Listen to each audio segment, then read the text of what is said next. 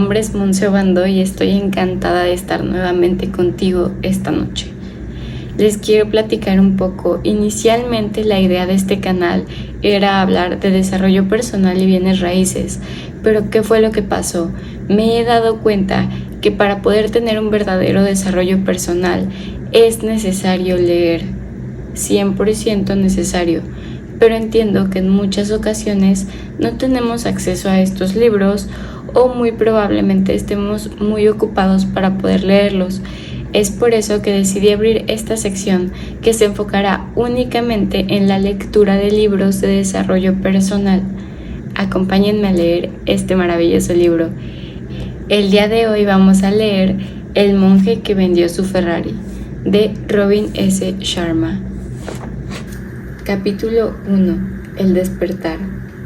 Se derrumbó en mitad de una atestada sala de tribunal. Era uno de los más sobresalientes abogados procesales de este país. Era también un hombre tan conocido por los trajes italianos de $3,000 que vestían su bien alimentado cuerpo como por su extraordinaria carrera de éxitos profesionales. Yo me quedé ahí de pie, conmocionado por lo que acababa de ver. El gran Julian Mantle se retorcía como un niño indefenso, postrado en el suelo, temblando, gritando y sudando como un maníaco. A partir de ahí, todo empezó a moverse como en cámara lenta. «Dios mío», gritó su ayudante, brindándonos con su emoción un cegador vislumbre de lo obvio. «Julián está en apuros». La jueza, presa del pánico, musitó alguna cosa en el teléfono privado que había hecho instalar por si alguna emergencia. En cuanto a mí, me quedé ahí parado, sin saber qué hacer. «No te me mueras ahora, hombre», rogué. «Es demasiado pronto para que te retires. Tú no mereces morir de esta forma».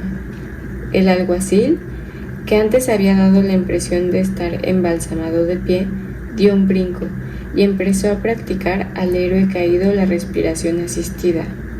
A su lado estaba el ayudante del abogado. Sus largos rizos rozaban la cara amoratonada de Julián, ofreciéndole suaves palabras de ánimo, palabras que él sin duda no podía oír.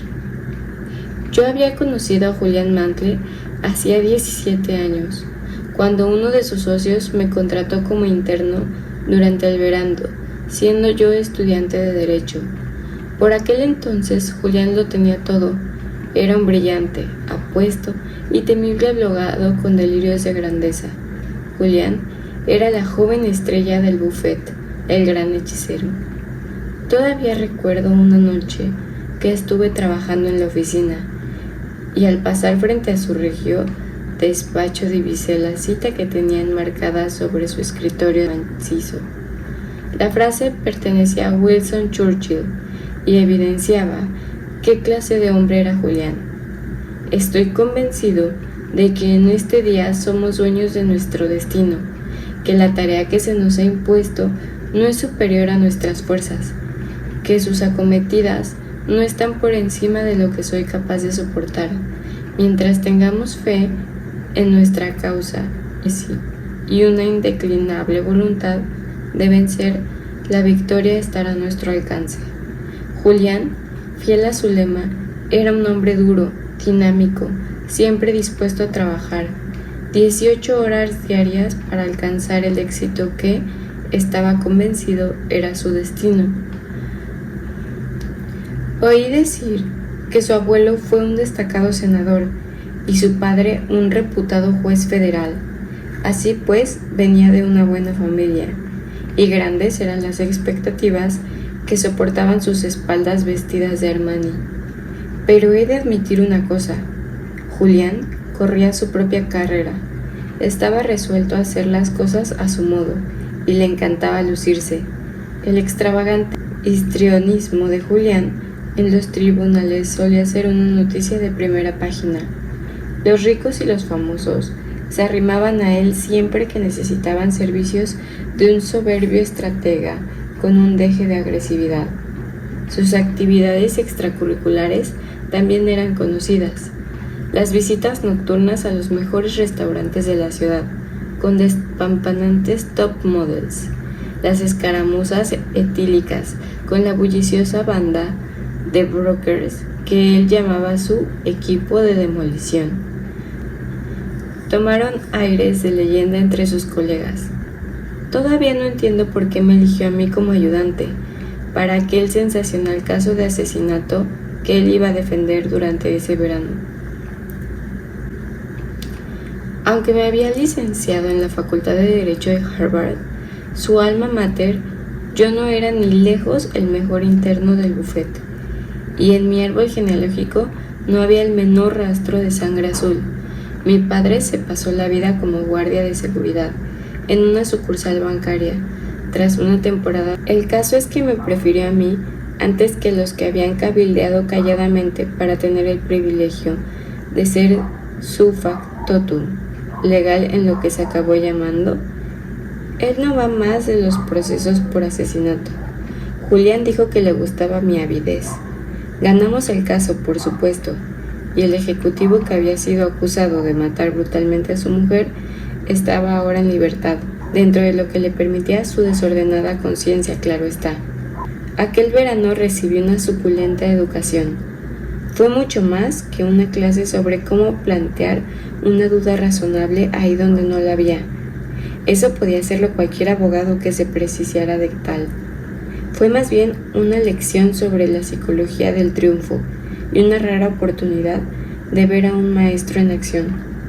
Yo me empapé de todo como una esponja. Por invitación de Julián, me quedé en el buffet en calidad de asociado y pronto iniciamos una amistad duradera. Admito que no era fácil trabajar con él. Ser su ayudante solía convertirse en un ejercicio de frustración, lo que comportaba más de una pelea a gritos a altas horas de la noche. O lo hacías a su modo o te quedabas en la calle. Julián no podía equivocarse nunca. Sin embargo, bajo aquella irritable envoltura, había una persona que se preocupaba de verdad por los demás. Aunque estuviera muy ocupado, él siempre preguntaba por Jenny, la mujer a quien sigo llamando mi prometida. Pese a que nos casamos antes de que yo empezara a estudiar leyes. Al saber por otro interno que yo estaba pasando apuros económicos, Julián se ocupó de que me concedieran una generosa beca de estudios. En verdad que le gustaba ser implacable con sus colegas, pero jamás dejó de lado a un amigo. El verdadero problema era que Julián estaba obsesionado con su trabajo. Durante los primeros años justificaba su dilatado horario afirmando que lo hacía por el bien del buffet y que tenía previsto tomarse un mes de descanso el próximo invierno para irse a las Islas Caimán. Pero el tiempo pasaba y a medida que se extendía su fama de abogado brillante, su cuota de trabajo no dejaba de aumentar. Los casos eran cada vez mayores y mejores, y Julián, que era de los que nunca se amilanan, continuó forzando la máquina. En sus escasos momentos de tranquilidad, reconocía que no era capaz de dormir más de 2 horas seguidas sin despertar sintiéndose culpable de no estar trabajando en un caso. Pronto me di cuenta de que Julián le consumía la ambición. Necesitaba más prestigio, más gloria, más dinero. Sus éxitos, como era de esperar, fueron en aumento. Consiguió todo lo que la mayoría de la gente puede desear: una reputación profesional de campanillas con ingresos millonarios, una mansión espectacular en el barrio preferido de los famosos, un avión privado, una casa de vacaciones en una isla tropical y su más preciada posesión, un reluciente Ferrari rojo aparcado en el camino particular. Pero yo sabía que las cosas no eran tan idílicas como parecía desde afuera. Sí me percaté de las señales de una caída inminente. Fue no porque mi percepción fuera mayor que la del resto del buffet, sino que simplemente porque yo era quien pasaba más horas con él. Siempre estábamos juntos porque siempre estábamos trabajando, y a un ritmo que no parecía menguar. Siempre había otro caso espectacular en perspectiva. Para Julián, los preparativos nunca eran suficientes. ¿Qué pasaría si el juez hacía tal o cual pregunta? No lo quisiera Dios. ¿Qué pasaría si nuestra investigación no era del todo perfecta, y si le sorprendieran a la mitad de la vista, como al ciervo cegado por el resplandor de unos faros, al final yo mismo me vi metido hasta el cuello en su mundo de trabajo. Éramos 2 esclavos del reloj, metidos en la 64ª planta de un monolito de acero y de cristal, mientras la gente cuerda estaba en casa con sus familias, pensando que teníamos el mundo agarrado por la cola, cegados por una ilusoria versión de éxito. Cuanto más tiempo pasaba con Julián, más me daba cuenta de que estaba hundiendo progresivamente. Parecía tener un deseo de muerte, nada le satisfacía. Al final su matrimonio fracasó, ya no hablaba con su padre, y aunque lo tenía todo, aún no había encontrado lo que estaba buscando, y eso se le notaba emocional, física y espiritualmente. A sus 53 años, Julián tenía un aspecto septuagenario. Su rostro era de un mar de arrugas, un atributo nada glorioso a su implacable enfoque existencial, en general, y al tremendo estrés de su vida privada. Las cenas a altas horas de la noche en restaurantes franceses, fumando gruesos habanos y bebiendo un coñac tras otro, le habían dejado más que obeso. Se quejaba constantemente de que estaba enfermo, y cansado de estar enfermo, y cansado.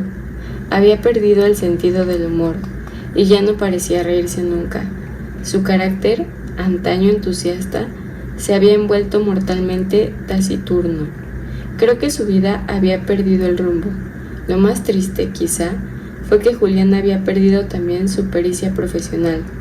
Así como antes asombraba a todos los presentes con sus elocuentes y herméticos alegatos, ahora se demoraba horas hablando, divagando sobre los oscuros casos que poco o nada tenían que ver se estaba viendo. Así como antes reaccionaba graciosamente a las objeciones del adversario, ahora derrochaba un sarcasmo mordaz que ponía a prueba la paciencia de algunos jueces que antes le consideraban un genio en el derecho penal. No era su frenético ritmo vital lo que le hacía candidato a la muerte prematura. La cosa iba más allá, parecía un asunto de cariz espiritual. Apenas pasaba un día sin que Julián me dijese que ya no le apasionaba su trabajo, que se sentía rodeado de vacuidad. Decía que de joven había disfrutado con su trabajo, pese a que se había visto abocado a ello por los intereses de su familia. Las complejidades de la ley y sus retos intelectuales le habían mantenido lleno de vigor. La capacidad de la injusticia para influir en los cambios sociales le había motivado e inspirado.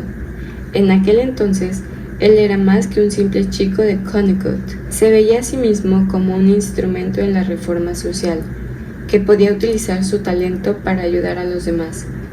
Esa visión dio sentido a su vida, le daba un objetivo y estimulaba sus esperanzas. En la caída de Julián había algo más que una conexión oxidada de modus vivendi. Antes de que yo empezara a trabajar en el buffet, él habría sufrido una gran tragedia. Algo realmente monstruoso le había sucedido, según decía uno de sus socios, pero no conseguí que nadie me lo contara. Incluso el viejo Harding, célebre por su locuacidad, que pasaba más tiempo en el bar de Ritz-Carlton que en su amplio despacho, dijo que había jurado guardar el secreto. Fuera, cual fuese, yo tenía la sospecha de que, en cierto modo, estaba contribuyendo al declive de Julián. Sentía curiosidad, por supuesto, pero sobre todo quería ayudarle. Julián no solo era mi mentor, sino mi amigo. Y entonces ocurrió. El ataque cardíaco devolvió a la tierra al divino Julián Mantle y lo asoció de nuevo a su calidad de mortal. Justo en medio de la sala número 7, un lunes por la mañana, la misma sala de tribunal donde él había ganado, él no va a más procesos por asesinato. Espero les haya gustado este capítulo y nos vemos pronto para ver el segundo capítulo. Que tengan linda noche. Bye.